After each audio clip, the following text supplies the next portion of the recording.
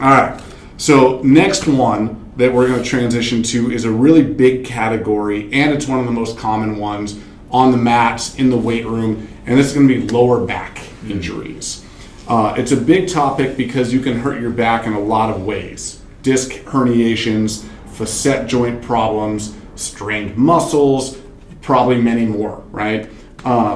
And I think an important thing that the audience should know is not all of the injuries have an identical path to get better. And that people would ask me this all the time, I hurt my back, what do I do? I'm like, well, probably start by going to a clinician, not a personal trainer for it. But then two, they're going to tell you it depends on what you did. You can't give a blanket answer. So with a jiu-jitsu specific lens, what are some of the more common lower back injuries? And talk about some of the important differences between these different types of injuries. Yeah, ironically, believe it or not, I don't see you don't see a lot of back injuries that happen during or with jiu-jitsu. Mm-hmm. It's something else, and they're experiencing it when they're playing jiu-jitsu. Mm-hmm. So, I can just thinking of a couple people off the top of my head, like, doing a lot of sitting at the desk and just develop back pain, in particular over the pandemic, really, because they've been a lot more sitting, working from home. And then they come and, gym's finally open and they're, ouch, my back hurts. Yeah. So it's don't get me wrong, it does happen because of jiu-jitsu, but actually I've been finding it's more like it's happened before, it's somewhere else outside of it. Yeah. It's just being realized. Now, you'll see it, you'll see things like, I would see more often than not, to answer your question, maybe more muscular strain, like soft tissue injuries of the low back, like I said, like extreme flexion, so someone being stacked heavy can kind of injure the back or overstretch it. Again, like scrambles, that type of thing can strain your back, but, if someone has a herniated disc, I don't know how many, I don't see that very often because of jiu-jitsu. Right. Or facet joint issues. It's usually muscular. Again, it's a blanket statement, but that's my experience. Yeah. Now, the first point you started off with, I found really interesting because it's kind of been my experience also, and that was that, hurting your back outside of jiu-jitsu and then having it be very limiting in jiu-jitsu is probably the most common circumstance here. That's happened to me. I've had some disc herniations before. I know a lot of other people, including some of my jiu-jitsu coaches. I have like backs that always seem to flare up from time to time, and it could be because of their posture when they're sitting. Could be that they like golfing on the weekend and golf strains their back, and then they go do something jiu-jitsu that hurts it. But in general, are there things that people can do if they're one of these people that does suffer from sort of this chronic back gunk, right? And they want it to minimize how much it impacts their jiu-jitsu. Is there any sort of blanket advice that we can offer to just help people's low back be as robust as possible for jiu-jitsu?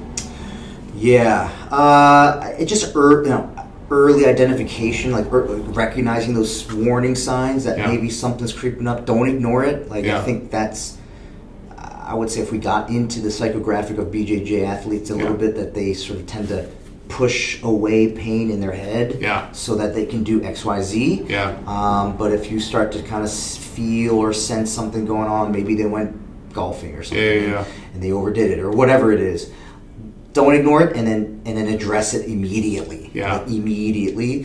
Whether it's some stretching of the low back or the hips or just contacting a healthcare professional to do an examination and evaluate it.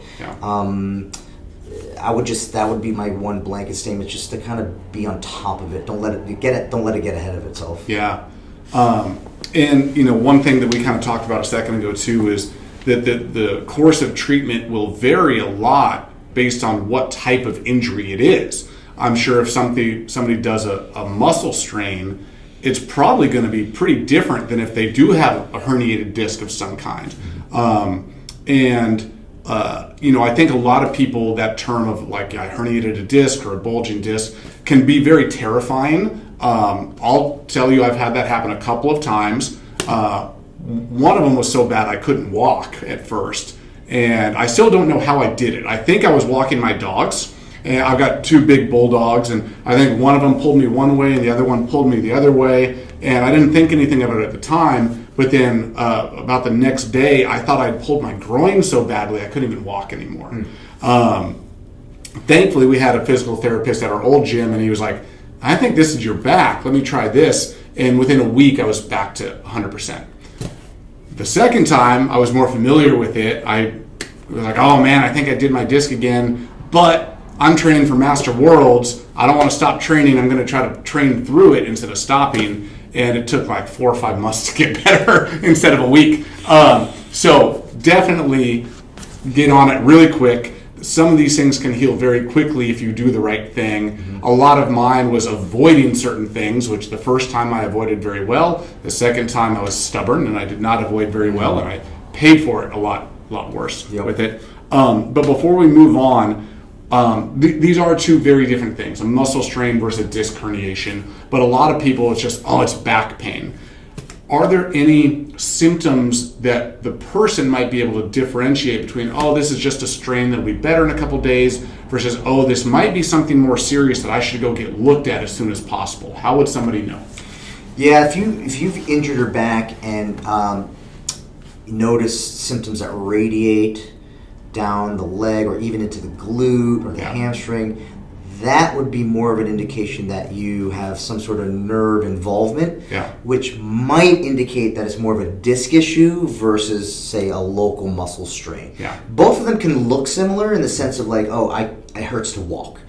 But if you're, like I said, if you're getting radiation of symptoms, that's a little bit of a different treatment than just sort of your run-of-the-mill low back muscle strain. Both can be severe, but it'll look slightly different. That would be the number one thing to look out for, any sort of nerve involvement. I think that's a big one. I think, one of my training partners, I think he finally went and got proper treatment. I think there were some, insurance challenges and this stuff. But he kept saying that he had sciatica and there was something wrong with his leg. I'm like, dude, if there's something, yes, you feel it in your leg, but if you don't address something that's going on elsewhere, or if you don't go to your PT or your chiro or your doctor to get help, you're only just putting a Band-Aid in the problem. So you want to talk a little bit about, people have probably heard the term sciatica a lot, but where you feel the pain might not be the same place in your body as what is causing this pain. You want to talk about that for a little bit? Yeah, so very common, very, very common. Sciatica is not really even a diagnosis. We use that term a lot pretty loosely. It's really just a term to describe the presentation. So typically you're right. I mean, the classic sign is like a nerve pain, so that could be a burning pain, a numbness pain, a tingling, and that could travel down sort of back behind the glute, the leg, even into the foot at times. And again, like you said, it's not a hamstring problem, it's not a foot problem, it's not a glute problem. Most likely it's coming from the back, most likely. That, I guess an analogy would be, for someone who's never had that, is if you ever hit your funny bone and you bang into it, where would you feel that? You would feel that in these two fingers here, and that's because of where the ulnar nerve lives. It's right there, and you bang it. Well, yes, you might rub it here, hurts, but what are you doing? You're kind of shaking out the hand, right? It's nothing wrong with the hand. It's sort of the nerve higher up the chain, and so that's kind of the I guess the best analogy I can think of for sciatica. So that's definitely something that you're going to want to have someone take a look at and evaluate with an examination. Especially with that, there's things that sometimes people do that might feel like they give them temporary relief for the moment, but actually set back their long-term healing. And if you never see a qualified physical therapist or chiropractor or doctor, you might never know. You have the best of intentions of trying to stretch it, make it feel better, but sometimes you're actually doing something counterproductive that makes it worse. Nobody's blaming you for having good intentions, but it's worth seeing somebody that really knows how to evaluate this correctly to make sure that your stretches aren't doing more harm than good. Like you said, you get what you pay for. You can't go to WebMD and diagnose, get stretches, and expect. You might, like I said, you might hit the dartboard, but you might be doing something detrimental. So, Thank you for watching. Please like and subscribe to our channel, and let us know what you'd like to see in future episodes.